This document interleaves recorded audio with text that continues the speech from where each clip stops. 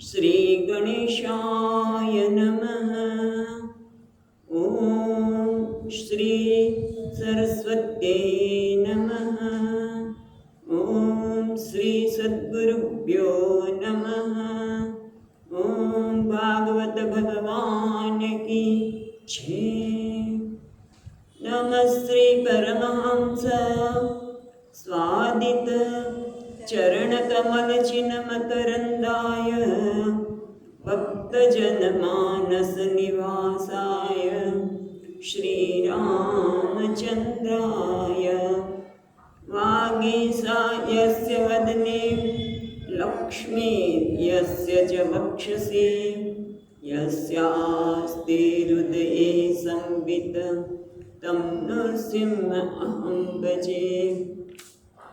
सच्चिदानन्दरूपाय विश्वोत्पत्त्यादिहेतवे तापत्रयविनाशाय श्रीकृष्णाय वयं नमः।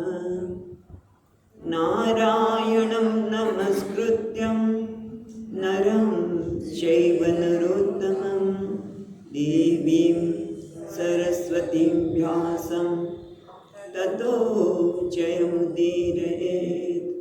श्रीकृष्णाय वासुदेवाय हरये परमात्मने प्रणतक्लेशनाशाय गोविन्दाय नमो नमः।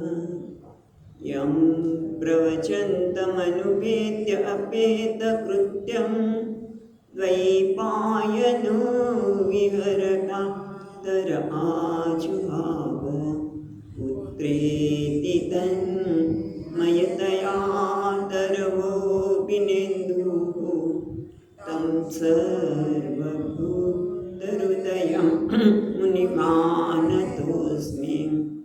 जन्माद्यस्य यतोऽन्वयादितरत चार्तेष्वभिघ्नस्वराट् तेने ब्रह्महृदाय आदिकवये मुह्यन्ति सूरयः तेजो वारिमृदां यथा विनिमयो यत्र त्रिसर्गो मृषा तं नाम स्वेन सदा निरस्तकुहकं सत्यं परं धीमहि।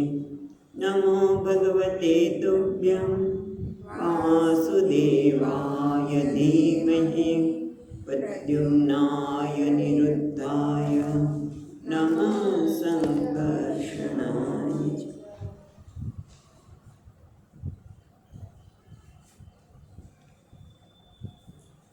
ॐ नमो भगवते वासुदेवाय।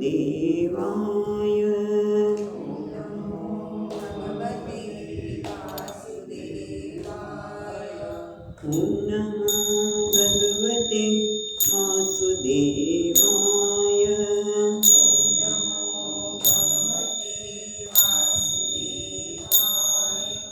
वासुदेवाय हरि वासुदेवाय।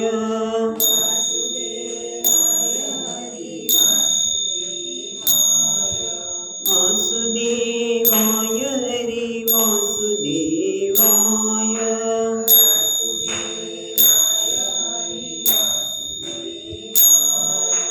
ॐ नमो भगवते वासुदेवाय।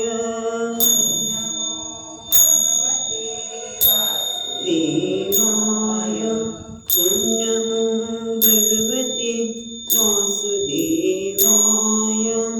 ॐ नमो भगवते वासुदेवाय। वराह भगवान हरि वासुदेवाय। वराह भगवान हरि वासुदेवाय। वराह भगवान हरि वासुदेवाय। भगवान हरि वासुदेवाय। कपिल भगवान हरि वासुदेवाय।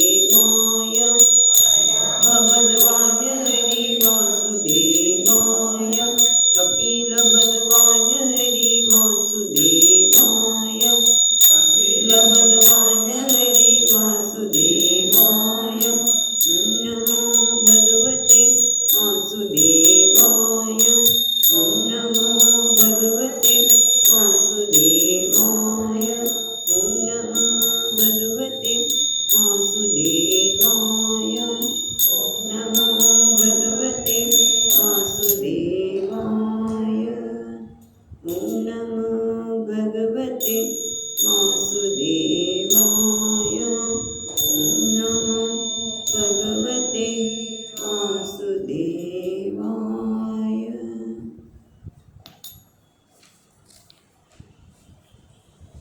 આપણે ત્રીજા સ્કંદના 29મા અધ્યાયમાં પ્રવેશ કર્યો. મા દેવહૂતિજીએ જે આગળ કહ્યું હતું એનું પહેલા શ્લોકમાં પુનરાવર્તન કરીને પછી આગળ કહે છે કે તમે મને, એ પ્રભુ તમે મને મહાતત્વના પ્રકૃતિનું, પુરુષનું લક્ષણ તો બતાવ્યું સાંખ્યશાસ્ત્ર પ્રમાણે, અને એમાં ભક્તિનું સ્વરૂપ પણ તમે બતાવ્યું, જેનાથી અમે જુદું પાડી શકાય. પણ હવે મને તમે ભક્તિ યોગનો જુદા જુદા માર્ગનું વિસ્તારપૂર્વક વર્ણન કરો, અને સાથે સાથે કેવી રીતે વૈરાગ્ય પ્રાપ્ત થાય. આ જીવલોકસ્ય વિવિધ સંસ્કૃતિ. જીવલોકમાં જે મનુષ્ય જન્મ મરણના ચક્રમાં અનેક પ્રકારની ગતિ પ્રાપ્ત કરે છે એના વિશે કોઈ જેથી વૈરાગ્ય પ્રાપ્ત થાય. એટલું જ નહીં, તમે મને તમારું જ જે સ્વરૂપ છે કાળ ભગવાન એની પણ વાત કરો, કારણ કે એના ડરથી લોકો પુણ્ય કર્મ કરે છે, એના ભયથી લોકો ભયભીત થઈ છે, કર્મ કરે છે. અને એટલું જ નહીં, આપ કોણ છો? તો કે આપ તો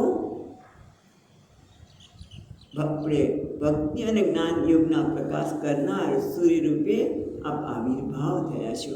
અને જેથી લોકો જે કર્મમાં આસક્ત બુદ્ધિથી અત્યંત શ્રમિત, જે ભોગતા કર્મ કરીને શ્રમિત થઈ જાય છે, ત્યારે અંધકારરૂપ સંસારમાં ચિરકાળથી નિંદ્રાવસ્થ થયેલા લોકો માટે, એટલે જે નિંદ્રાવસ્થ થયેલા છે, અંધકારમાં ડૂબેલા છે, એના માટે તમે પ્રકાશ સ્વરૂપ છો, આવિર્ભાવ થયા છો પ્રકાશ રૂપે.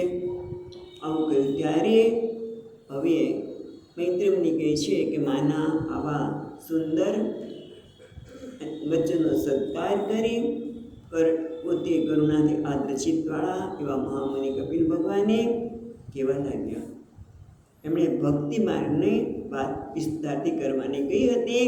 એના માટે કહે છે, માં ભક્તિ માર્ગના તો અનેક પ્રકાર છે, કારણ કે લોકોના સ્વભાવ અને ગુણના વિવિધતાના લીધે ભક્તિ માર્ગના ઘણા પ્રકાર છે. પણ અત્યારે પેલા મુખ્ય 3 પ્રકારની વાત કરી. 8મા શ્લોકમાં કહ્યું કે જે લોકો હિંસા, દંભ, ઈર્ષા અને વિષાને ધ્યાનમાં રાખીને, ક્રોધને ધ્યાનમાં રાખીને લોકો મારી ભક્તિ કરે છે એ તામસ ભક્તિ છે. જે લોકો વિષયની પ્રાપ્તિ માટે, યશની પ્રાપ્તિ માટે, ઐશ્વર્યની પ્રાપ્તિ માટે સંકલ્પપૂર્વક ભેદ દૃષ્ટિથી જે મારી પૂજા કરે છે એ રાજસ ભક્ત છે. અને જે ભક્ત, પણ 10મો શ્લોક સુધી જોયું હતું, 10મો શ્લોક પરિવાર વાંચીએ અને આગળ વિચારે.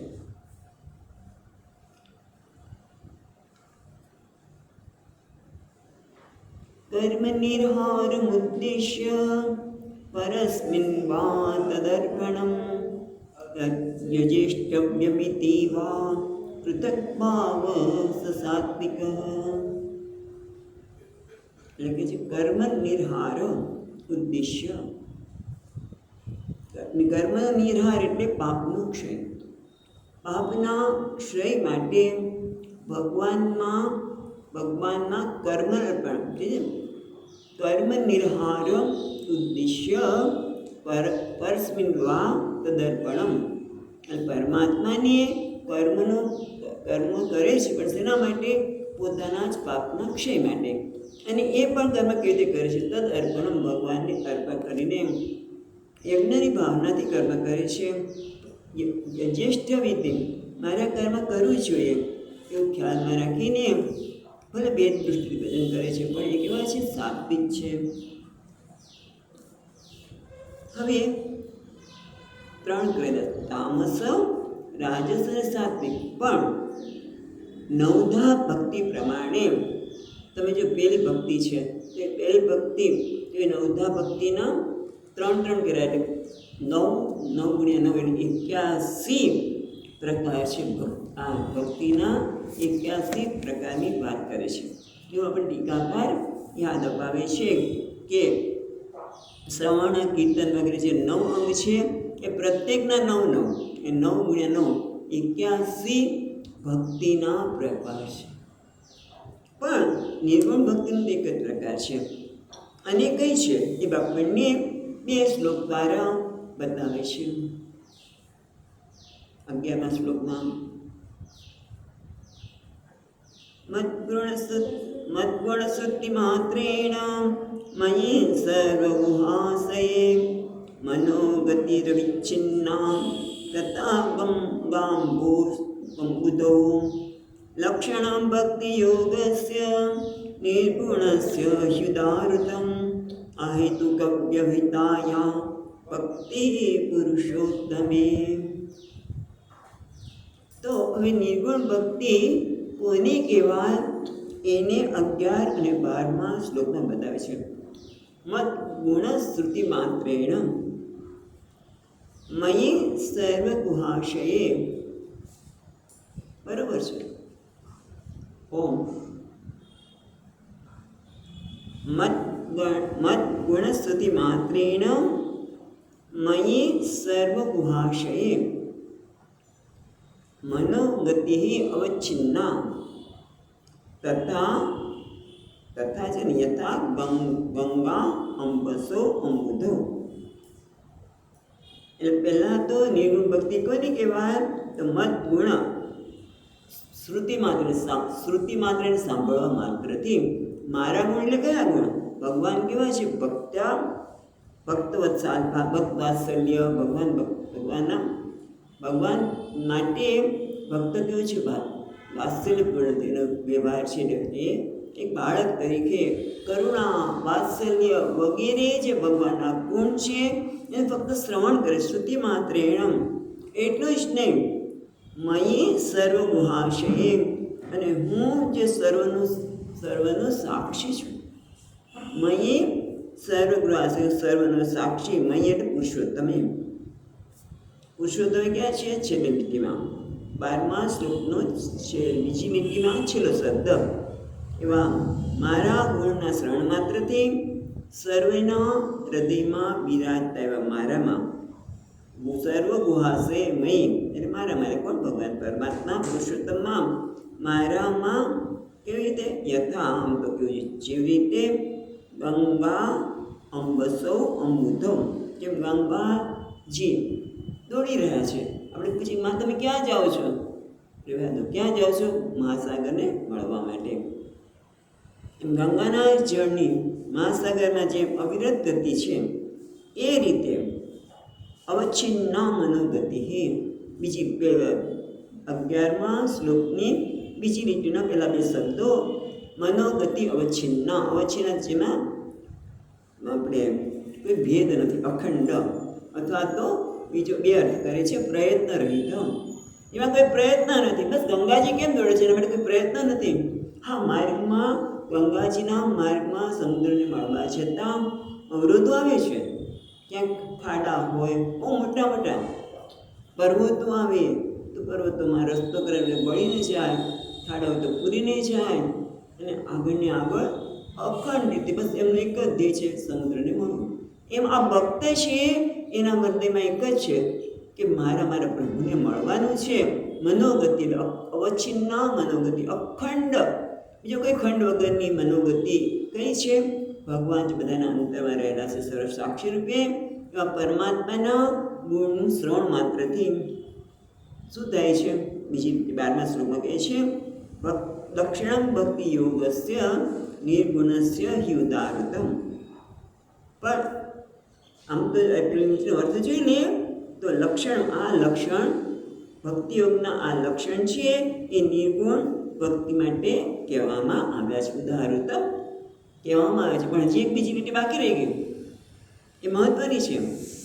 આ ભગવાનમાં જે અવચ્છિન્ન અખંડ ગતિ છે એ શેના માટે છે? તો અહેતુક, કોઈ હેતુ નથી. એટલે કે કયો હેતુ નથી એટલે કે ભગવાન પુરુષોત્તમ જે ભક્તિ છે કોઈ ફળનો કોઈ સંકલ્પ નથી કે હું ભગવાનની ભક્તિ કરું છું મને આ મળે. કારણ કે ખબર છે કે જે સમયે મારે જે જોતું હશે એ મને આપવાનું જ છે નારાયણ. એટલે મને જોઈએ છે એને અંદર હવે ભાવના નથી રહી, એને મળી રહેશે. બસ જે આવે છે એની ભગવાનની કૃપા છે. એટલા માટે કીધું મદ ગુણ શ્રુતિ માત્ર ભગવાનની કૃપાના વાત્સલ્યના કરુણાના બધાનું શ્રવણ માત્રથી જ અને પાછા બધાના હૃદયમાં રહેલા પરમાત્મામાં અવિચ્છિન્ન અખંડ મનોગતિ. પણ કેવી મનોગતિ છે એમની? મનની ગતિ એટલે મનના વિચારો, મનનો પ્રવાહ. પણ કેવું અહેતુક, એમાં કોઈ હેતુ નથી કે આ કરવાથી મને આ ફળ મળશે, એવી કોઈ હેતુ પણ નથી. અને અવ્યવહિતા, અવ્યવહિતા, અહેતુકી ક્યાં છે ને એમાં કી નીકળશે અને અનિકળશે. અવ્યવહિતા એટલે જ્યાં વ્યવધાન નથી, એટલે કોઈ ભેદ નથી, વ્યવધાન નથી, ભેદ નથી એવી ભક્તિ જે પુરુષોત્તમમાં છે એને નિર્ગુણ ભક્તિ એવું કહેવામાં આવે છે. ભક્તિ યોગના લક્ષણ તો પણ નિર્ગુણ ભક્તિનું લક્ષણ શું છે? તો કે આ લક્ષણ કેવું લક્ષણ? કોણ આ નિર્ગુણ ભક્ત છે? તો કે જેની અખંડ ગતિ છે ભગવાનમાં, ગંગાજીની જેમ સમુદ્રની છે તેમ. અને એટલા માટે ભગવાનની ભક્તિના કારણે ભગવાનના જે ગુણો છે એનું શ્રવણ કરે છે અને દરેકના હૃદયમાં પરમાત્માના દર્શન કરે છે. અને એ ભક્તિમાં કોઈ હેતુ નથી, કોઈ ભેદ નથી.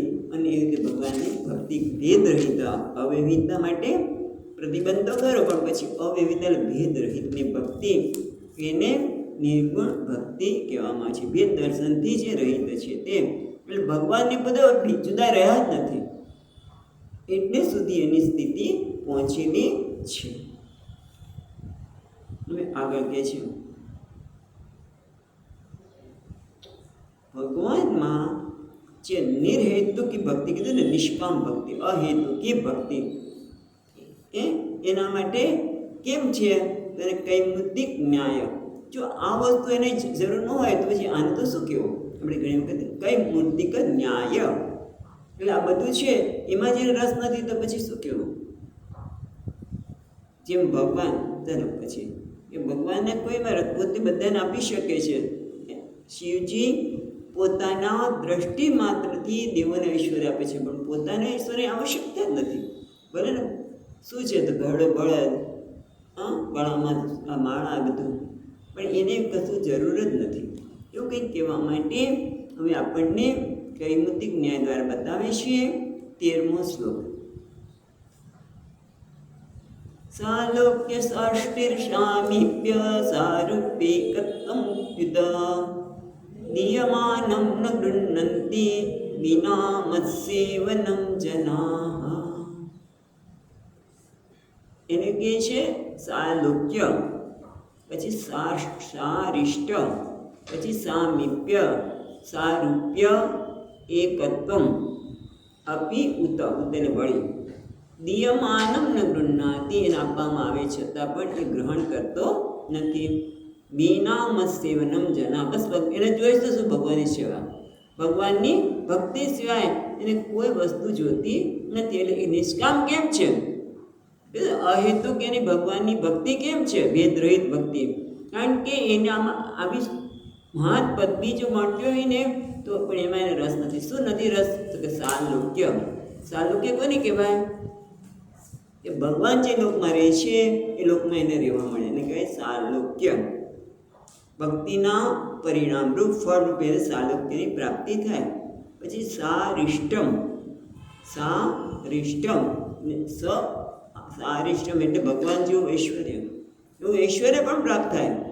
ઘણા લોકો એવા હોય છે કે જેનું ઐશ્વર્ય ખૂબ બધું હોય, એ ઐશ્વર્ય. પછી કે સામીપ્ય એટલે મારી સમીપમાં નાશ, ભગવાન લોકમાં રહેવું એક વસ્તુ, ભગવાનને એકદમ નજીક, સામીપ્ય એને કહેવાય. પછી સારૂપ્ય એટલે ભગવાન જેવું રૂપ. કોને હતું? જય અને વિજયને. આગળ આવ્યું વર્ણન કે જય વિજયને ભગવાન જેવું રૂપ, એટલે એવા પ્રકારની સાધના કરી હશે કે જેના પરિણામે એને સારૂપ્ય પ્રાપ્ત થયું. એ સારૂપ્ય ભગવાન જેવું રૂપ. પછી એકત્વ એ સાયુજ્ય, ભગવાનનું એક અંગ બની જાય. કારણ કે બધા જે શંખ ચક્ર એ બધા ભગવાનના જે અંગ જ આપણે સાયુજ્યના ભક્ત છે, બધા સાયુજ્ય ભક્ત છે. આ બધા ભક્તો એવી આરાધના કરી કે ભગવાનના એક અંગરૂપે બની ગયા અને એકત્વ કહેવાય. એટલે મારામાં એકરૂપતા આપવામાં આવે તેમ ઉત છતાં પણ આ બધી તમને કદાચ એને આમાંથી કોઈ પણ એક આપીએ તો પણ એમને દીયમાનમ ન ગૃહ્ણાતિ, એ લોકો સ્વીકાર કરતા જ નથી. કેમ? જે આટલી મોટી વસ્તુ છે પણ સ્વીકાર કરતા નથી. કારણ કે બિના મત્સ્યવનમ જેના કુત કામનાર્થ. તો પછી જે એને કઈ આ બધી વસ્તુ પણ એના માટે નગણ્ય છે, એનામાં રસ નથી. એને તો ભગવાનની સેવા જોઈએ છે. એના ભક્તો મુક્તિ ન માગે જન્મ તો નરસિંહતાનું છે ભજન.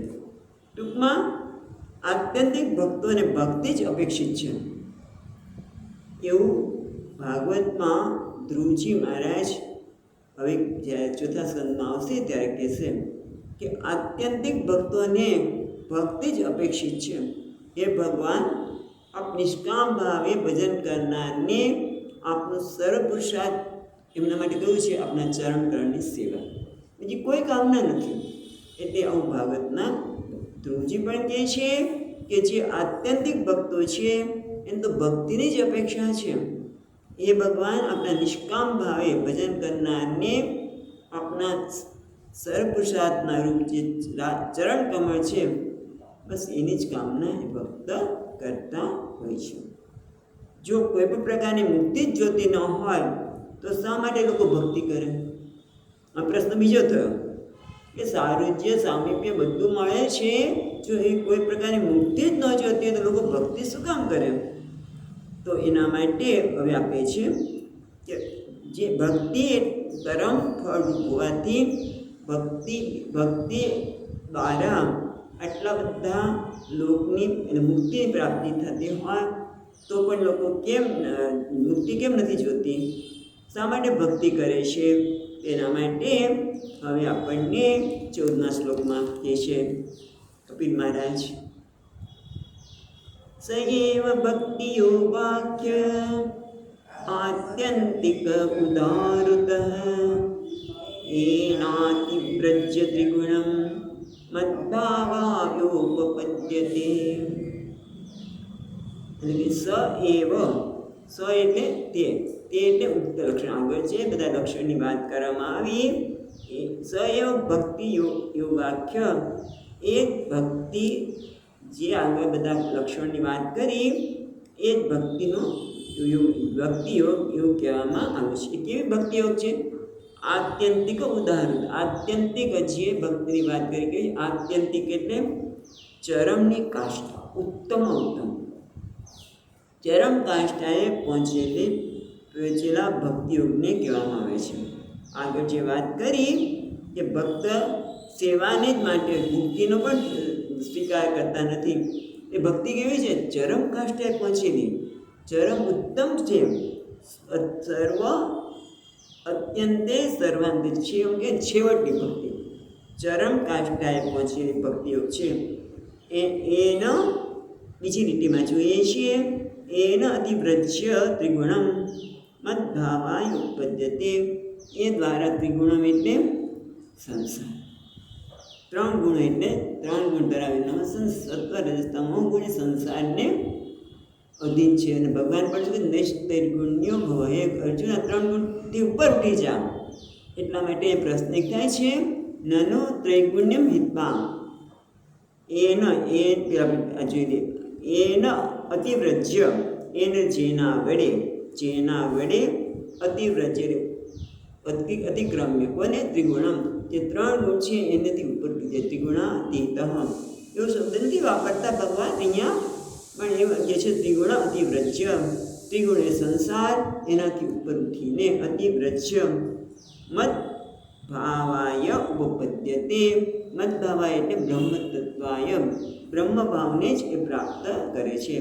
અને અહીંયા ટીકાકાર કહે છે કે આક્ષેપ કરવામાં આવે છે કે સત્વાદી ગુણોનું અતિક્રમણ કરીને બ્રહ્મ પ્રાપ્તિ જ એ પરમ ફળ છે, તે પ્રસિદ્ધ છે.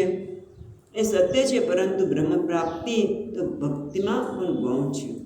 બ્રહ્મની પ્રાપ્તિ નથી, એને તો મદભાવાય એટલે બ્રહ્મભાવ પ્રાપ્ત કરવા માટે જીવ યોગ્ય બને છે. હવે આવી બ્રહ્મભાવને પ્રાપ્ત કરવી, ભક્તિની તો વાત કરી, પણ એને પ્રાપ્ત કરવા માટે ભક્તમાં કેવા સાધનની આવશ્યકતા? બહુ સુંદર છે. આ બધા શ્લોક એટલા સુંદર છે કે ભગવાનના ભક્તિ આ ચરમ સીમાએ પહોંચવું હોય તો કેવા પ્રકારના સાધનની અપેક્ષા છે એ 5 શ્લોકમાં હવે આપણને કહે છે. તો પેલો આપણે જોઈએ 15મો શ્લોક. નિષેવિતેન નિમિત્તેન સ્વધર્મેણ મહીયસા ક્રિયાયોગેન સસ્તેન નાતિ ઇન્સ્ત્રેણ નિત્યશ. તો પેલા કહે છે નિષેવિતેન અનિમિત્તેન, 2 શબ્દ છે. નિષેવિતેન એટલે યોગ્ય અનુષ્ઠાન દ્વારા, નિષેવિતેન યોગ્ય અનુષ્ઠાન દ્વારા. શેનું અનુષ્ઠાન યોગ્ય કરવાનું છે? અનિમિત્તેન, તેનું કોઈ નિમિત્ત નથી, એટલે કે નિત્ય અને નૈમિત્તિક કર્મ. આપણા શાસ્ત્રમાં એવું કહેવામાં આવ્યું છે કે તમે નિત્ય ને નૈમિત્તિક, એટલે દાખલા સંક્રાંતિ આવે, પછી રક્ષાબંધન આવ્યું, એવા કે જે પર્વ હોય એ નિમિત્ત કહેવાય. એ નિમિત્ત અને નૈમિત્તિક. નૈમિત્તિક રોજ કરવાના. દાખલા તરીકે જનોઈ આપી તો જનોઈ આપીને નિયમિતતાથી વહેલા ઉઠીને સૂર્યનારાયણ અર્ઘ્ય આપીએ. એટલું જ નહીં, સાથે સાથે ગાયત્રી પણ કરવી પડે. આ બધું નૈમિત્ત. પછી લગ્ન થાય તો અગ્નિહોત્ર કરવા કરવું પડે, એ પણ આપણે નૈમિત્તિક કહેવાય. શું નિત્ય કહેવાય? એ બધા જ નિત્ય કર્મ. ગાયત્રી પૂજા, આપણે જપ પૂજા જે કહે છે એ નિત્ય કર્મ કહેવાય.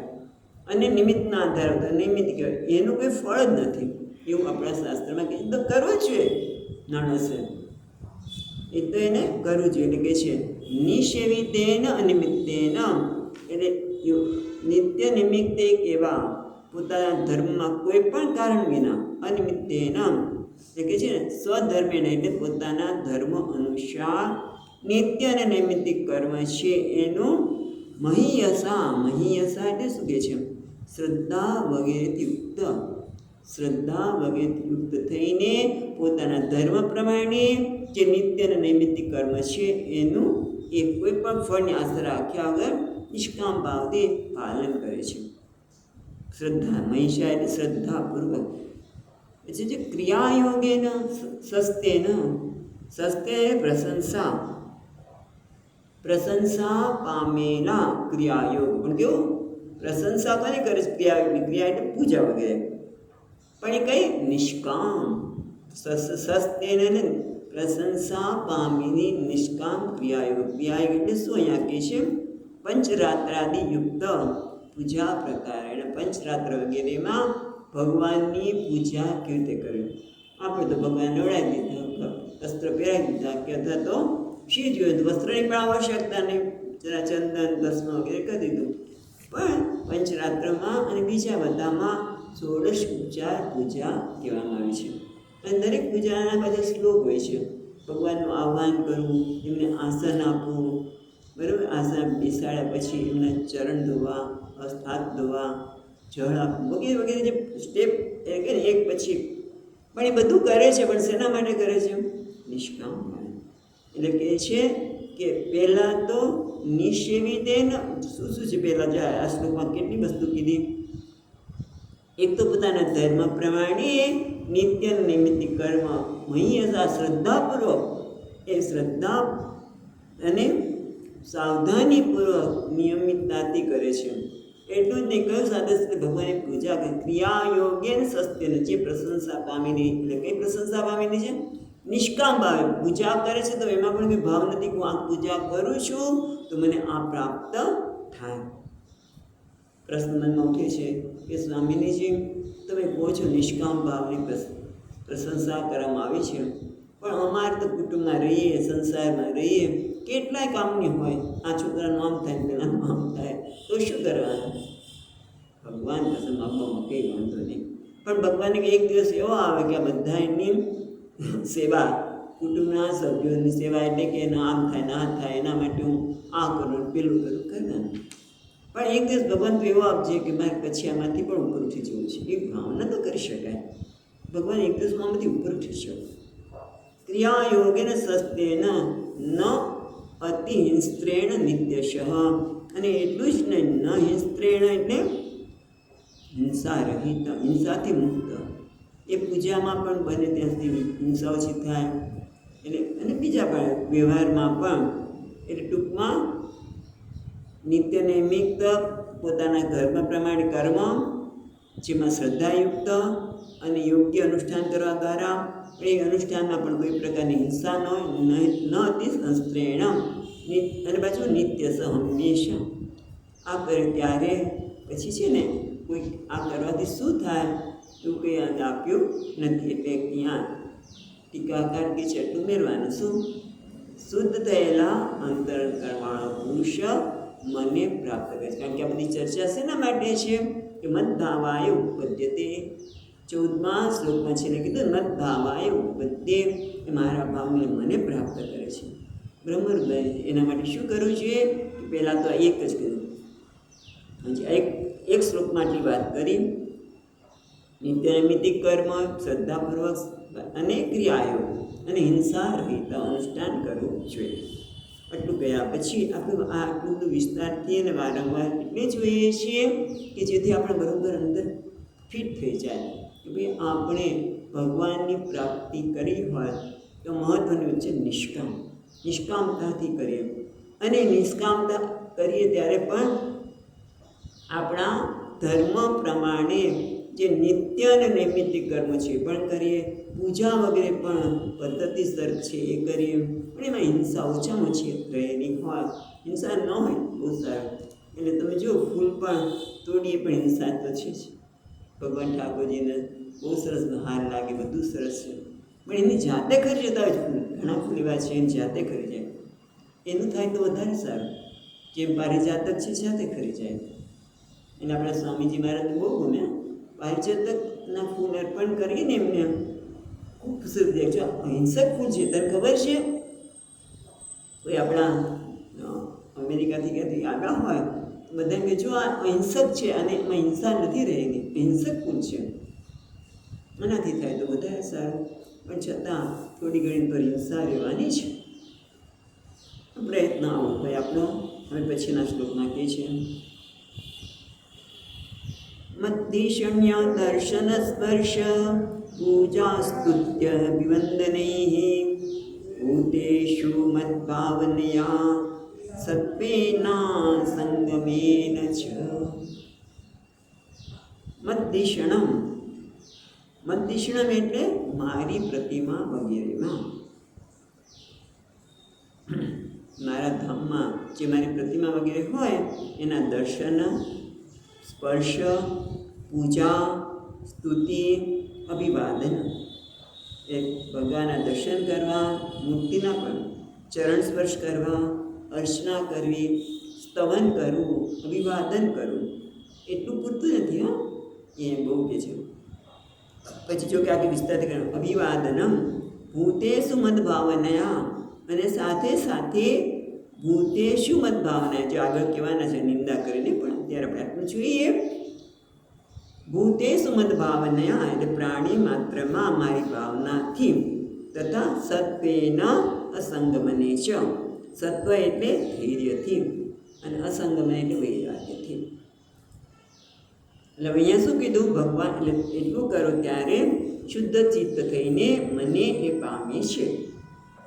અહીંયા કે ભગવાનની પ્રતિમાના દર્શન કરવા, એનો સ્પર્શ કરવો, એની સ્તુતિ કરવી, અભિવાદન કરવું, અને એટલું જ નહીં ભૂતેષુ મદ્ભાવના, બધા પ્રાણી માત્ર મારી ભાવના કરવી, અને ધૈર્યથી અને વૈરાગ્યપૂર્વક અસંગમેન, એ વૈરાગ્ય સંગમ ન કરવો, આસક્તિ ન કરવી, અને વૈરાગ્યથી જ્યારે આ પ્રકારની પૂજા વગેરે કરે છે ત્યારે અંતઃકરણ શુદ્ધ થાય છે અને મને પ્રાપ્ત થાય છે. બે રીતે વાત કરી. ત્રીજા શ્લોકમાં કહે છે 17માં મહતાં બહુમાનેન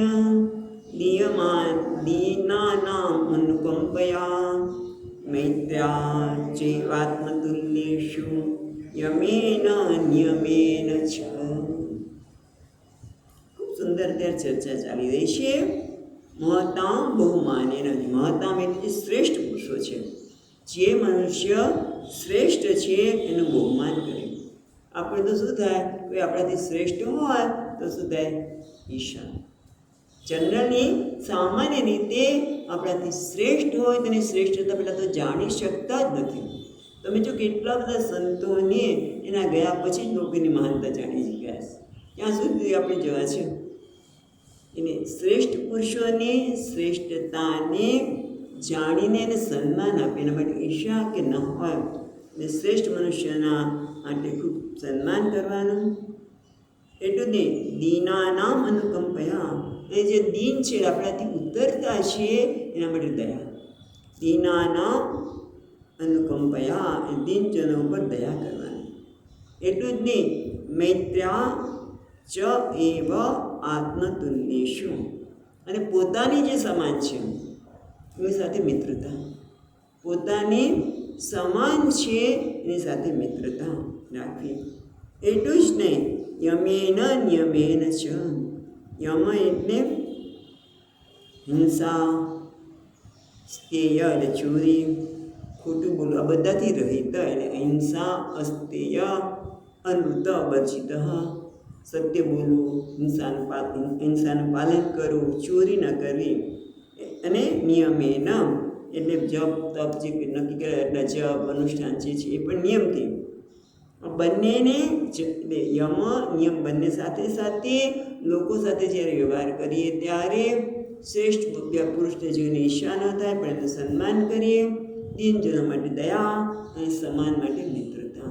નહીં તો સમાન માટે ઘણી વખત ઈર્ષા થતી હોય, એમાં સ્પર્ધા થતી હોય.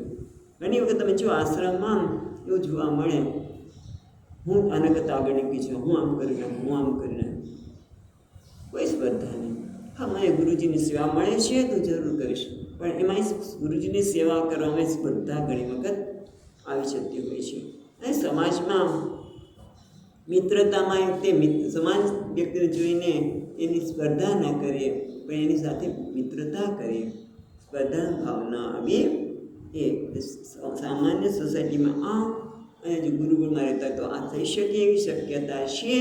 એટલા માટે કહે છે કે આ વ્યવહાર જગતમાં આ પ્રકારે કોઈને શ્રેષ્ઠ પુરુષોનું સન્માન, દીનજનો માટે દયા, સમાન માટે મૈત્રી અને સાથે સાથે યમ અને નિયમને કારણ પચ કરવાથી એ મને પ્રાપ્ત કરે છે. પણ આ બધું આવવું જોઈએ. એક દરેક શ્લોકમાં તો મને પ્રાપ્ત કરે છે એવું કહે છે, પણ બધા જ ગુણો જ્યારે ભક્તમાં આવીએ ત્યારે ભગવાનને પામે છે.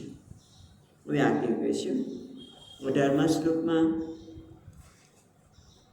આધ્યાત્મિકાનુશ્રવણાન નામ સંકીર્તનાચ મે આર્જવે નાર્ય સંગેન નિરંક્રિયયા તથા.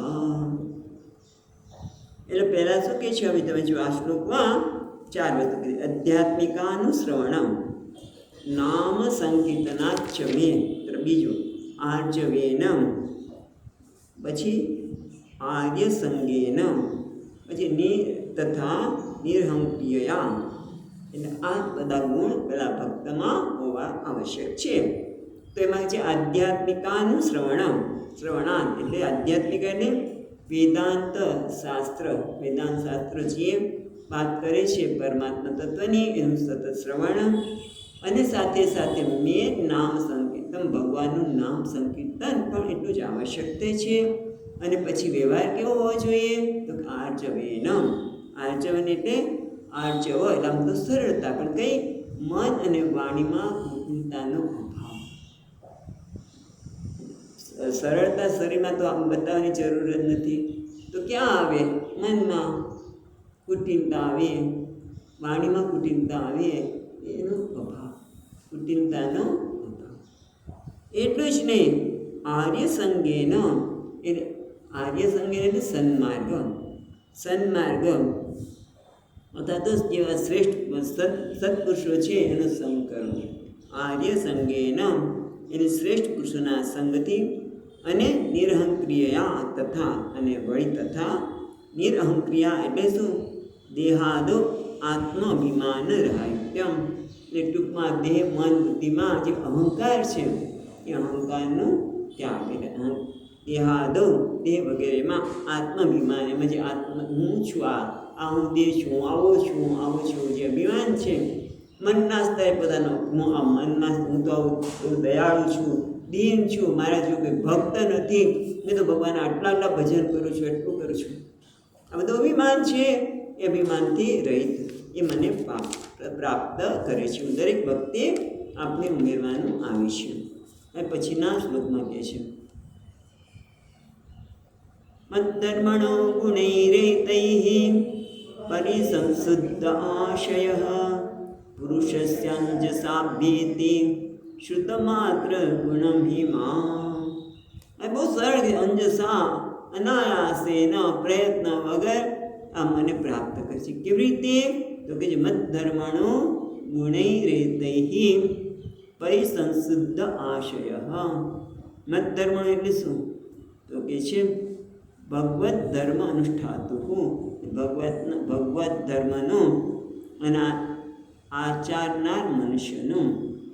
મદ્ધર્મણ એટલે મારા ધર્મનું જે અનુષ્ઠાન કરે છે તે.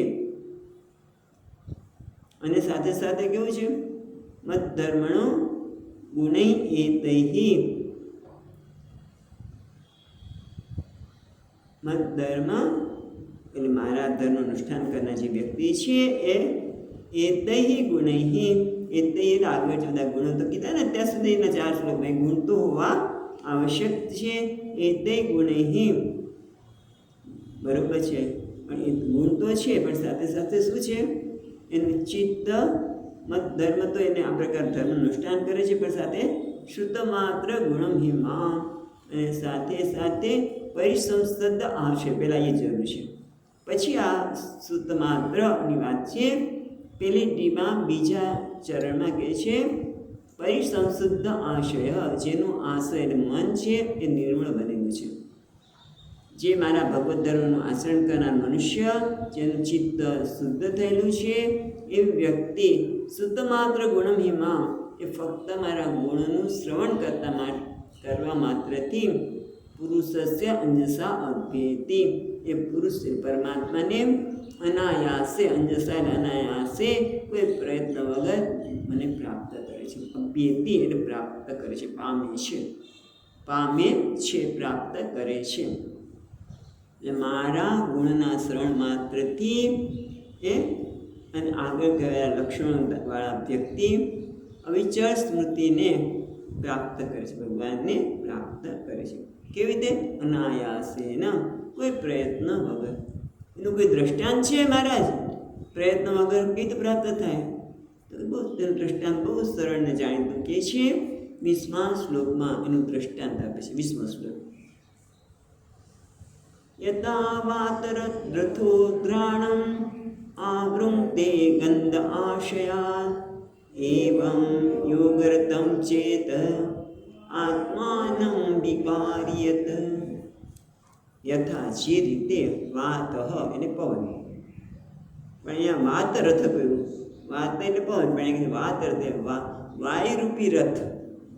વાયુરૂપી રથ એટલે રથ આમ દોડી રહ્યો છે. ક્યાંથી? ગંધ આશયાત, એ કોઈ સુંદર ગુલાબના બગીચામાંથી, મોગરાના બગીચામાંથી, ત્યાંથી આ વાયુરૂપી રથ વહી રહ્યો છે. તો આ પ્રાણેન્દ્રિયને અનાયાસે ગંધ મળે છે.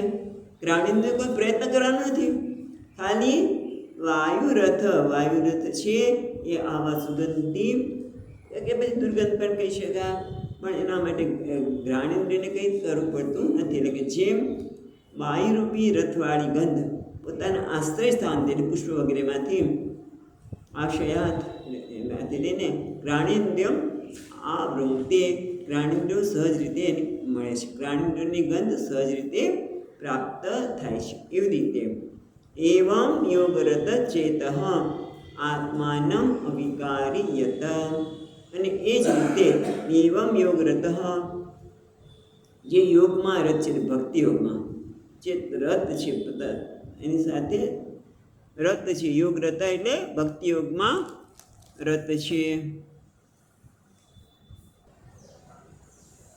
આપણે વાત એ કરતા હતા કે જે વાયુરથ છે એ જે આશ્રય સ્થાન છે મોગરાના ફૂલ વગેરેમાંથી પસાર થાય ત્યારે ઘ્રાણેન્દ્રિયને જે ગંધ અનાયાસે પ્રાપ્ત થાય છે એ રીતે જે યોગ રથ છે એટલે ભક્તિ યોગમાં જે રથ છે એ પણ સાથે સાથે કહે આત્મા નમ અવિકારી હતા અને જેનું આત્મા એટલે અંતઃકરણ એટલે કે મન છે એ અવિકારીમાં વિકાર નથી. કયા વિકાર નથી? રાગ દ્વેષ કામ ક્રોધ વગેરે. રાગ દ્વેષને કારણે જ કામ ક્રોધ લોભ ઈર્ષા એ બધા જે વિકાર છે એનાથી રહિત છે. એટલે રાગ દ્વેષથી રહિત અને એવું શૂન્યચિત્તવાળો જે છે એ મને અનાયાસે પ્રાપ્ત કરે છે. એટલે અહીંયા કહે છે વિશુદ્ધ ચ યત તતઃ આત્માનમ એટલે પરમાત્માનમ મામ વૃંક્તે એટલે આત્મસાત કરવું જેનું ચિત્ત ભક્તિયોગમાં રત છે અને સાથે સાથે અવિકારી છે એ મને પરમાત્માને અનાયાસે જેમ જ્ઞાનેન્દ્રિયને પ્રાપ્ત બંધ કરે છે એમ ભગવાનને અનાયાસે આત્મસાત કરે છે. મને આત્મસાત શબ્દ વાપર્યો એ મને આમૃંક્તે એટલે આત્મસાત કરવું. જેમ બંધનો આત્મસાત થાય છે એ મને ભગવાનનો આત્મસાત થાય છે. નિરંતરપણે સેવામાં આવતો એક ભક્તિયોગ સર્વ વસ્તુને સાધનારો છે તેમાં શુદ્ધિ પણ અપેક્ષા નથી એવું દ્રષ્ટાંત દ્વારા કહે છે. હવે આગળ કહે છે સર્વ પ્રાણી માત્રમાં આત્મદ્રષ્ટિથી જ શુદ્ધિ થાય એમ કહેવા માટે તો બહુ મહત્વનું અત્યારે ચર્ચા ચાલે છે. કારણ કે આ જો સમજણ ન પડે તો આપણે એનું અર્થઘટન જુદું કરી લખીએ છીએ કે ચિત્ત શુદ્ધિશ્ચ સર્વભૂતાત્મ દૃષ્ટિવ ભવતી. અંતઃકરણની શુદ્ધિ ક્યારે થાય કે જ્યારે પ્રાણી માત્રમાં આત્મદ્રષ્ટિ કરવામાં આવે. એ કહેવા માટે દેવ મૂર્તિ વગર જે છે દેવની મૂર્તિ વગેરેમાં કેવી પ્રકારની નિષ્ઠા છે એની નિંદા કરવામાં આવે છે. દેવની મૂર્તિની પૂજામાં નિંદા કરવામાં આવે છે. પણ નિંદા શેના માટે છે? હંમેશા શાસ્ત્ર કે નિંદા અર્થે નિંદા જ્યારે કોઈની કરવામાં આવે છે ત્યારે ખરેખર વ્યક્તિ કે વસ્તુની નિંદા માટે નથી હોતું પણ આપણને બીજી કોઈ વસ્તુની પ્રેરણા આપવા માટે છે. એટલે આ 7 શ્લોકમાં નિંદા કરવામાં આવે છે. તો આપણે જોઈએ એક શ્લોક તો જોઈએ. અહમ સર્વેષુ ભૂતેષુ ભૂતાત્મા અવસ્થિતતા તમવજ્ઞાય મામ મર્ત્ય કુરુતે અર્ચયા વિડંબનમ. તમ અવજ્ઞાય મામ મર્ત્ય. મર્ત્ય એટલે જે મૃત્યુને અધીન છે મનુષ્ય. મર્ત્ય એટલે જે મૃત્યુને અધીન છે ન મનુષ્ય. એ શું છે? અહમ સર્વભૂતેષુ ભૂતાત્મા. જે બે વસ્તુ છે.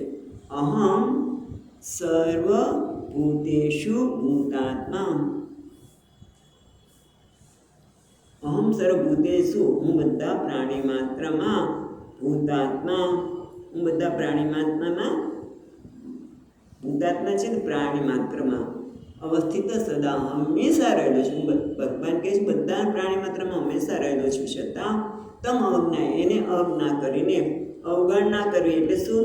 તિરસ્કાર કરવો, એનું માનભંગ કરવું, એનું અપમાન કરવું, આજ્ઞાકીતપણાનો અભાવ. જે કોઈ ઘણા વડીલ હોય તો વડીલ છે એ પણ ભગવાન એનામાં પણ ભગવાન રહેલા છે. તો અહીંયા આટલા બધા અર્થ અવજ્ઞા ન થાય છે. એક શબ્દ છે અવજ્ઞા એટલે આજ્ઞાકીતપણાનો અભાવ. એટલે વડીલો જ્યારે કહેતા હોય ત્યારે એમાં આજ્ઞાકીત પણ ન હોય અથવા તો કોઈનો તિરસ્કાર કરીએ, કોઈનું માનભંગ કરીએ. આપણે ખબર નથી હોતી. મને હમણાં જ એક વિચાર આવ્યો કે આપણે સામેની વ્યક્તિને ફોન કરીએ છીએ અથવા તો કોઈને બોલાવીએ છીએ અને આપણે એને સાંભળીએ જ નહીં તો એનું અપમાન કહેવાય. પણ એવું ભાન જ નથી થતું કેવા આપણે આપણામાં ઉંચવાયેલા હોઈએ છીએ કે આપણે કોઈનું માનભંગ કરીએ છીએ, એને અપમાન કરીએ છીએ. આ બધું ક્યારે થાય કે જ્યારે મને પ્રાણી માત્રમાં એનામાં રહેલા ભગવાન દેખાય ત્યારે. મિત્ર અવજ્ઞા કે માનભંગ જેવું થવાની શક્યતા જ નથી. કારણ કે આપણે દર્શન નથી કરતા પણ આપણામાં એવા ગૂંચવાઈ ગયા છે કે આ શરીર મન અને બુદ્ધિમાં એની બુદ્ધિમાં આત્મભાવ અને દેહમાં થતા બધા જે સમસ્યા છે એમાં જ અટકાઈ જાય. કારણ કે આત્મભાવ આવે, અહંકાર આવે એટલે સમસ્યા આવવાની જ, અને આ વસ્તુ ભૂલી જાય. અને પછી કહે છે તવ અજ્ઞાય કુરુતે અર્ચાદિ વિડંબનમ. અને આવો ભાવ હોય અને પછી ભલે ભગવાનની અર્ચના કરે, એ ખાલી નાટક માત્ર વિડંબનમ, એને નાટક, પૂજા એ નાટક બની જાય છે. પૂજા માત્ર એક નાટક એટલે નકલ બની જાય છે. જો પ્રાણી માત્રમાં એને અવજ્ઞા કરે, એનો તિરસ્કાર કરે, એનો માનભંગ કરે, આજ્ઞાકીત પણ ન હોય, તો એની પૂજા માત્ર નાટક બની જાય છે. પૂજાનું કોઈ ફળ મળતું નથી. એટલે પૂજાની અહીંયા નિંદા કરવામાં આવી. પણ ત્યારે એક ટીકાકાર આપણે ધ્યાન દોરે છે કે અહીંયા ચિત્ત શુદ્ધિ માટે સર્વ અંતર્યામીની દ્રષ્ટિની ઉપાસનાનું વિધાન કર્યું છે. નહીં કે પ્રતિમા પૂજાની નિંદા. એ પ્રતિમા પૂજા નિંદા નથી કરી. નિંદા કરવા એક ન્યાય આપે છે. નિંદા માટેનો એક ન્યાય આપે છે. અનિંદ્યતે નિંદા, એટલે નિંદા કરવા યોગ્ય ન હોય તેવી અનિંદ્ય વ્યક્તિની નિંદા કરવા માટે સાક્ષાત નિંદા પણ પ્રવૃત્તિ થતી નથી, પરંતુ કરવા યોગ્ય વસ્તુની પ્રશંસા કરવા માટે પ્રવૃત્તિ થાય છે. ખ્યાલ આવે છે?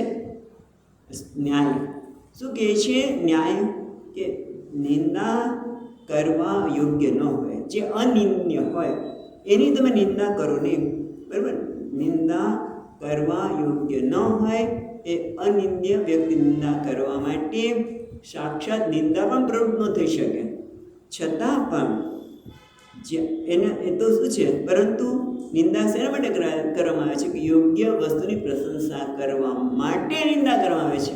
ખ્યાલ એવો આપણે પહેલાં શરતમાં કીધી, શાસ્ત્રમાં કહે છે કે નિંદા કોના માટે? પ્રશંસા કરવા માટે નિંદા કરે છે. કારણ કે યોગ્ય વ્યક્તિ નિંદા થાય જ નહીં, નિંદા પણ પ્રવૃત્ત થઈ શકે નહીં. પણ છતાં જ્યારે કરવામાં આવે ત્યારે યોગ્ય વસ્તુની પ્રશંસા કરવા માટે નિંદા કરવામાં છે. એટલે કે પ્રતિમા પૂજાની જે નિંદા કરવામાં આવી એ નિંદા નથી. કેમ ને? અર્ચના વિડંબનમ, અર્ચના તો નાટક બની જાય છે, એની નિંદા નથી. પણ શેની પ્રસ્તુતિ કરવા માટે? કે પ્રાણી માત્રમાં અંતર્યામીની દ્રષ્ટિ કરવી, એની ઉપાસના કરવી એ યોગ્ય વસ્તુ છે. એની પ્રશંસા કરવા માટે પ્રતિમાની પૂજાની નિંદા કહેવામાં કે નાટક છે, એનું કોઈ ફળ જ નથી મળતું. એમ એક શ્લોક જોઈને પછી આપણે અટકીએ છીએ. યો મામ સર્વભૂતેષુ સંતમાત્માનમીશ્વરમ હિત્વાર્ચ્યામ ભજતે મૂઢાત મસ્મેનેવ જુહોતિ સહ. એ વસ્તુ કે છે હિત્વા અર્ચ્યા મામ ભજતે મૂઢ્યાત ભસ્મનેવ જુહોતિ સહ.